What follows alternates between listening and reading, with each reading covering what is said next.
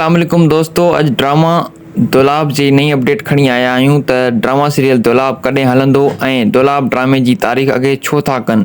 छा Sindh TV office तरफ़ां छा अनाउंसमेंट थी आहे। अवां दोस्तनि खे सभु कुझु इन वीडियो में ॿुधाईंदासीं। वीडियो खे स्किप न कंदा ऐं एंड ताईं ॾिसंदा। दोस्तों, वीडियो शुरू करण खां पहिरियां हिकु नंढड़ी गुज़ारिश आहे त जेकर तव्हां असांजे हिन चैनल ते नवां आया आहियो त चैनल खे सब्सक्राइब करे छॾींदा ऐं घंटी जे बटण खे ऑल ते सेट करे छॾींदा, जीअं त असांजी हर नई वीडियो ईंदड़ तव्हां ताईं बासानी पहुची सघे।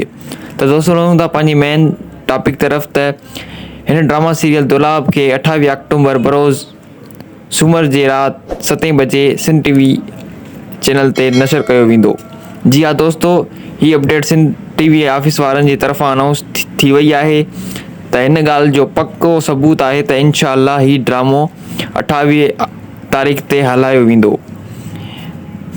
दुलाब ड्रामो जी तारीख़ चेंज करण जी ही बि वजह थी सघे थी, छो जो इन जी छा ख़बर एडिटिंग रहियल हुजे, छो जो ही तमामु वॾो ऐं आला ड्रामो आहे। उम्मीद कयूं था त हीअ वीडियो तव्हां दोस्तनि खे पसंदि आई हूंदी। जेकर पसंदि आई आहे त वीडियो खे लाइक करे छॾींदा ऐं सब्सक्राइब करे छॾींदा। दोस्तों, मिलंदासीं ॿी नेक्स्ट वीडियो में। तेसीं ताईं असांखे ॾींदा इजाज़त। अल्लाह वाही।